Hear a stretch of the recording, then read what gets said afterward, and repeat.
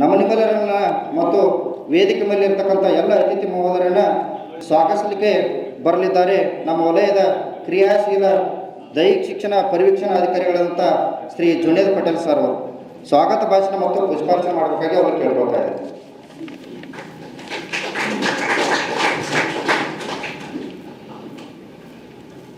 ಎಲ್ಲರಿಗೂ ನಮಸ್ಕಾರಗಳು. ಇವತ್ತಿನ ದಿವಸ ನಮ್ಮ ತಾಲೂಕಿನ ಕ್ರೀಡಾ ಸ್ಪರ್ಧೆಗಳಲ್ಲಿ 2022-23ನೇ ಸಾಲಿನಲ್ಲಿ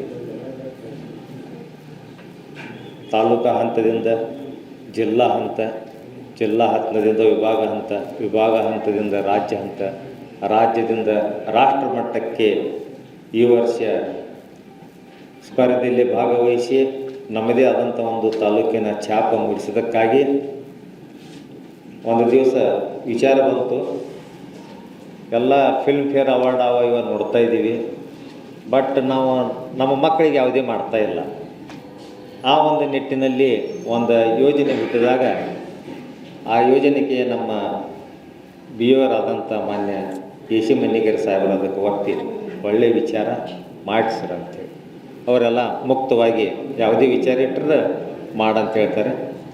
ಈ ಒಂದು ಕ್ರೀಡಾ ಸಾಧಕ ಪ್ರಶಸ್ತಿಗೆ ಮುಖ್ಯ ಕಾರಣಕರ್ತರಾದಂಥ ಎ ಸಿ ಮನ್ನಿಗೇರಿ ಸಾಹೇಬರು ಬರಬೇಕಾಗಿತ್ತು, ಅವರು ಬಂದಿಲ್ಲ.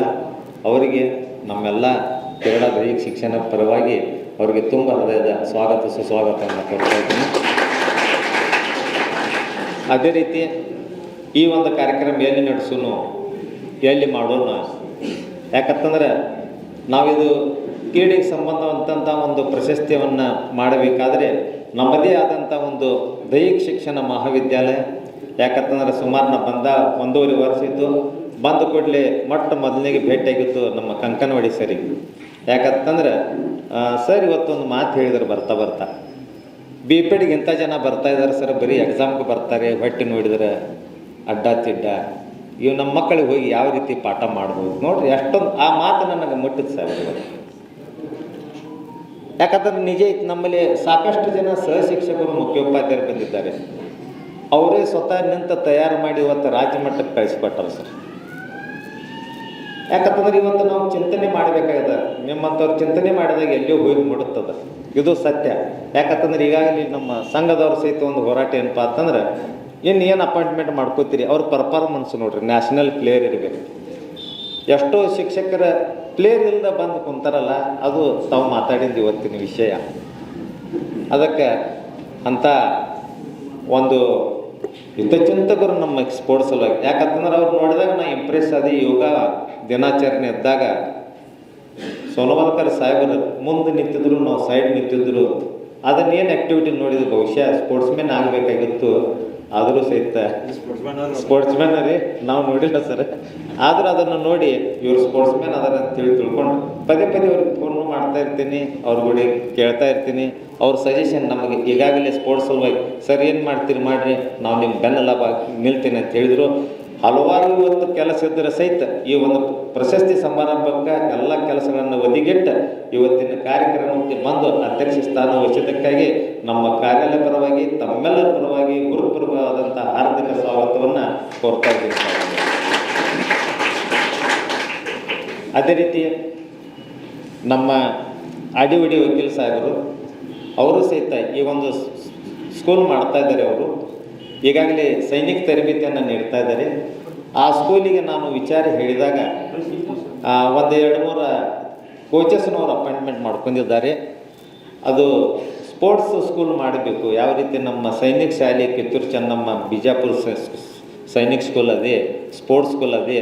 ಆ ಸ್ಪೋರ್ಟ್ಸ್ ಸ್ಕೂಲ್ ಮಾಡಬೇಕು, ಚಂದರಿಗೆದು ಒಂದು ವ್ಯೂಸ್ ಇಟ್ಕೊಂಡು ಅದನ್ನು ನಾವು ಕಾರ್ಯರೂಪಕ್ಕೆ ತಗೊಂಡು ಹತ್ಕೊಂಡ್ಲೆ ಅವರು ಸಹಿತ ಅದನ್ನು ಕೈ ಜೋಡಿಸಿ ಅದಕ್ಕೆ ಅವರು ಸಹಿತ ಭಾಳಷ್ಟು ಇಂಟ್ರೆಸ್ಟ್ ಇವತ್ತು ಸ್ಪೋರ್ಟ್ಸ್ ಬಗ್ಗೆ ತೆಗೆದುಕೊಳ್ತಾ ಇದ್ದಾರೆ. ಅದಕ್ಕೆ ಅವ್ರಿಗೂ ಸಹಿತ ನಾವು ಸರ್ ನೀವು ಬರಬೇಕು, ಇಂಥ ಕಾರ್ಯಕ್ರಮಕ್ಕೆ ತಾವು ಉಪಸ್ಥಿತರಿರಬೇಕು.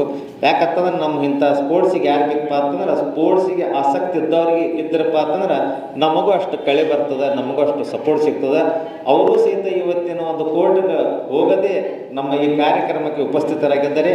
ಅವರಿಗೂ ನಮ್ಮ ಕಾರ್ಯಾಲಯ ಪರವಾಗಿ ತುಂಬ ಹೃದಯದ ಸ್ವಾಗತ ಸುಸ್ವಾಗತ.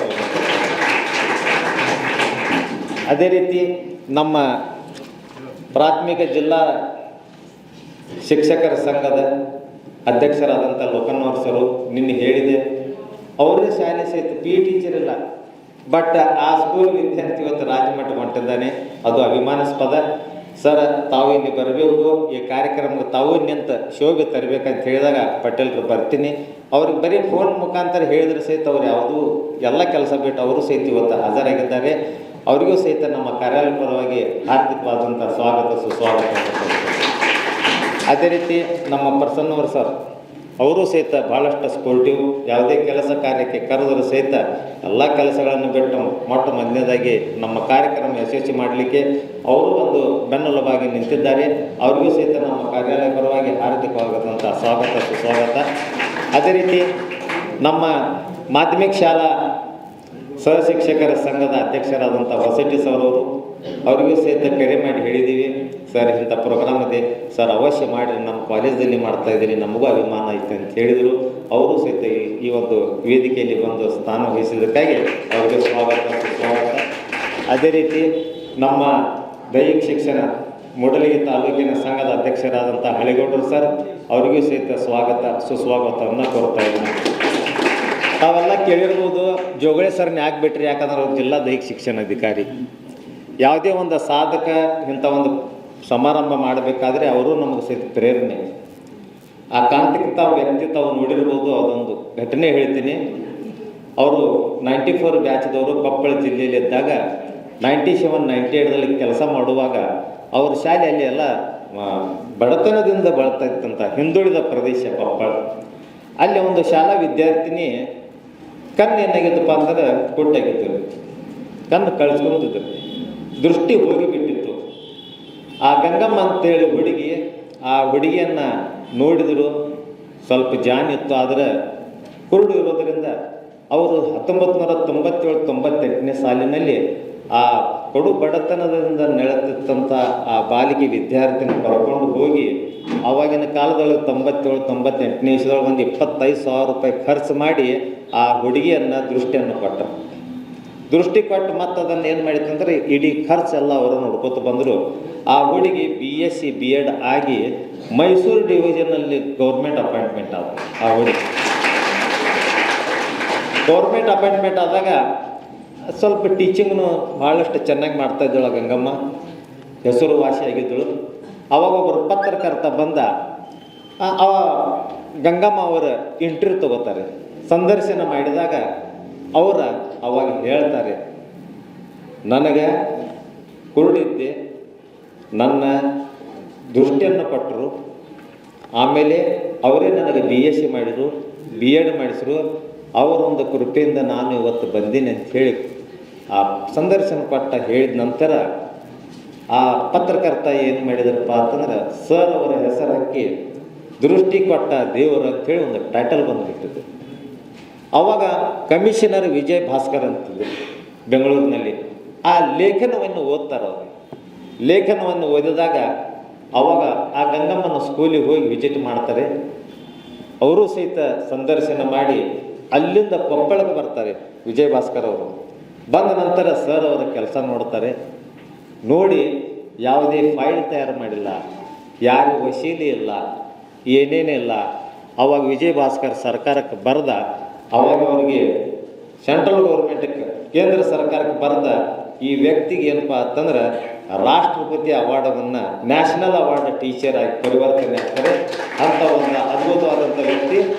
ಅಲ್ಲಿಂದ ಹಿಡ್ಕೊಂಡು ಇವತ್ತಿಗೆ ಸಹಿತ ತನ್ನ ಸಂಬಳದಲ್ಲಿಯೇ 30% ಸಂಬಳ ಬಡ ಮಕ್ಕಳಿಗೆ, ಹ್ಯಾಂಡಿಕ್ಯಾಪ್ಡ್ ಮಕ್ಕಳಿಗೆ ಅವರ ತನ್ನ ಸಂಬಳದಲ್ಲಿ ಪ್ರತಿ ತಿಂಗಳು ಕೊಡ್ತಾ ಬಂದಿದ್ದಾರೆ. ಅಷ್ಟೇ ಅಲ್ಲ, ಈ ವರ್ಷ ಸುಮಾರು ಒಂದು 5-6 ವಿದ್ಯಾರ್ಥಿಗಳನ್ನು ಮೇಜರ್ ಹಾರ್ಟ್ ಡಿಸೀಸ್ ಇತ್ತು. ಒಬ್ಬರಿಗೆ 55,000, ಒಬ್ಬರಿಗೆ 20,000, ಈ ರೀತಿ 1.5 ಲಕ್ಷ ರೂಪಾಯಿ ಈ ಒಂದು 6 ತಿಂಗಳಲ್ಲಿ ಖರ್ಚು ಮಾಡಿ ಇವತ್ತು ಟ್ರೀಟ್ಮೆಂಟ್ ತೊಗೊಂಡು ಆ ಮಕ್ಕಳು ಸಹಿತ ಗುಣಮುಖರಾಗ್ತಾ ಇದ್ದಾರೆ. ಅದಕ್ಕೆ ಸರ ಸಾಧನೆ ಎಲ್ಲಿ ಆಗ್ತದೆ ಹೇಳಕ್ಕೆ ಬರೋದಿಲ್ಲ. ಅವರು ತಮ್ಮ ಜೀವನ ಸಹಿತ ಒಂದು ಸರ್ ಎಷ್ಟು ರೀ 150 ಹುಡುಗರು ಅದಾವ್ರಿ ಇವತ್ತು ಹ್ಯಾಂಡಿಕ್ಯಾಪ್. 150 ಮಕ್ಕಳನ್ನು ಅವರು ಇವತ್ತು ನೋಡ್ಕೊಳ್ತಾರೆ, ಹ್ಯಾಂಡಿಕ್ಯಾಪ್ಡ್ ಮಕ್ಕಳು. ಇಂಥ ಒಂದು ಅದ್ಭುತವಾದಂಥ ಒಂದು ಪರ್ಸನಾಲಿಟಿ. ಅದಕ್ಕೆ ಇವರು ಬರ್ತಾ ಇರಲಿಲ್ಲ, ಸರ್ ನೀವು ಬರಬೇಕು, ನಾವು ಈ ಒಂದು ಅವಾರ್ಡನ್ನು ಮಾಡ್ತಾ ಇದ್ದೀವಿ ಸಾಧನೆ ಬಗ್ಗೆ ತಾವು ಬಂದರೆ ನಮ್ಮ ಶಿಕ್ಷಕರಿಗೆ ಸಹಿತ ತಾವು ಒಂದು ಪ್ರೇರಣೆ ಆಗ್ತೀರಿ, ನಾವು ಸಹಿತ ನಮ್ಮ ಶಿಕ್ಷಕರಲ್ಲಿ ಸಹಿತ ಈ ಒಂದು ಗುಣಗಳನ್ನು ಬೆಳೆಸೋಣ, ಒಂದು ಸ್ಪೋರ್ಟಿವ್ ವಾತಾವರಣ ಮಾಡೋಣ. ಆ ಒಂದು ವಿಚಾರವನ್ನು ಇಟ್ಟುಕೊಂಡು ಇವತ್ತಿನ ಈ ಒಂದು ಫಂಕ್ಷನನ್ನು ಮಾಡಿದ್ದೇವೆ.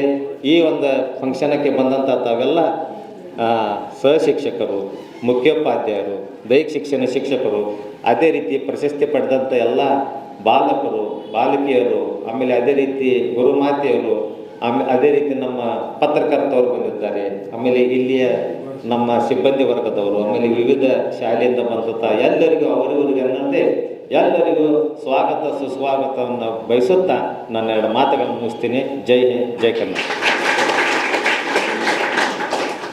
ಪಾಲಕರ ಆಶೀರ್ವಾದ, ಯುವಕರೇ ಪ್ರೋತ್ಸಾಹದಿಂದ ಸರ್ಕಾರದಿಂದ ಮಾನ್ಯತೆ ಪಡೆದು ಕರ್ನಾಟಕದಲ್ಲಿ ಯಶಸ್ವಿಯಾಗಿ 18ನೇ ವರ್ಷದಲ್ಲಿ ಮುನ್ನಡೆಯುತ್ತಿರುವ ಸಂಸ್ಥೆಯಿಂದ ಇಂಡಿಯನ್ ಆರ್ಮಿಯಲ್ಲಿ Agniveer tradesman, Agniveer general duty, Agniveer clerk, Agniveer store keeper ಮತ್ತು ಟೆಕ್ನಿಕಲ್ ಹುದ್ದೆಗಳಿಗೆ 8ನೇ ತರಗತಿ, 10ನೇ ತರಗತಿ ಮತ್ತು ಪಿಯುಸಿ ಪಾಸಾದ ಅಭ್ಯರ್ಥಿಗಳಿಗೆ ಅಗ್ನಿವೀರ ಇಂಡಿಯನ್ ಆರ್ಮಿ ರ್ಯಾಲಿಯಲ್ಲಿ ಸೇರಬಯಸುವ ಅಗ್ನಿವೀರರಿಗೆ ಪೂರ್ವಭಾವಿಯಾಗಿ ದೈಹಿಕ ಹಾಗೂ ಲಿಖಿತ ಪರೀಕ್ಷೆಯ ಪೂರ್ವಭಾವಿ ತರಬೇತಿ ಕೊಡಲಾಗುವುದು. ವಿಮೆನ್ ಮಿಲಿಟರಿ ಪೊಲೀಸ್, ಸ್ಟೇಟ್ ಹಾಗೂ ಸೆಂಟ್ರಲ್ ಪೊಲೀಸ್ ಕಾನ್ಸ್ಟೇಬಲ್ ಮತ್ತು ಎಸ್ಎಸ್ಸಿ, ಜಿಡಿ ಹಾಗೂ ಮುಂದೆ ನಡೆಯುವ ಅಗ್ನಿವೀರ ಆರ್ಮಿ ರ್ಯಾಲಿಗೆ ಪುರುಷರ ಹಾಗೂ ಮಹಿಳಾ ಅಭ್ಯರ್ಥಿಗಳಿಗೆ ದೈಹಿಕ ಹಾಗೂ ಲಿಖಿತ ಪರೀಕ್ಷೆಯ ತರಬೇತಿ ಕೊಡಲಾಗುವುದು. ಹಾಸ್ಟೆಲ್ ಸೌಲಭ್ಯ ಕೂಡ ಇರುತ್ತೆ. ಸಂಪರ್ಕಿಸಿ ಶ್ರೀ ಮಂಜುನಾಥ ಸೈನಿಕ ತರಬೇತಿ ಕೇಂದ್ರ, ಮೂಡಲಗಿ, ತಾಲೂಕು ಮೂಡಲಗಿ, ಜಿಲ್ಲೆ ಬೆಳಗಾವಿ, ರಾಜ್ಯ ಕರ್ನಾಟಕ. ತರಬೇತಿ ಪಡೆಯಲು ಬರುವಾಗ 3 photo, Aadhaar card xerox, SSLC marks card xerox ಅಥವಾ ಟಿಸಿ ಜೆರಾಕ್ಸ್ ಮತ್ತು ಊಟ ಮಾಡಲು 1 ಪ್ಲೇಟ್ ಹಾಗೂ ಗ್ಲಾಸ್, ಜೊತೆಗೆ ಹಾಸಿಗೆ, ರನ್ನಿಂಗ್ ಶೂಸ್ ಮತ್ತು ತಮಗೆ ಬೇಕಾದ ಇತರೆ ವಸ್ತುಗಳಿನ ತಾವೇ ತರಬೇಕು. ಪ್ರವೇಶ ಪ್ರಾರಂಭವಾಗಿದೆ.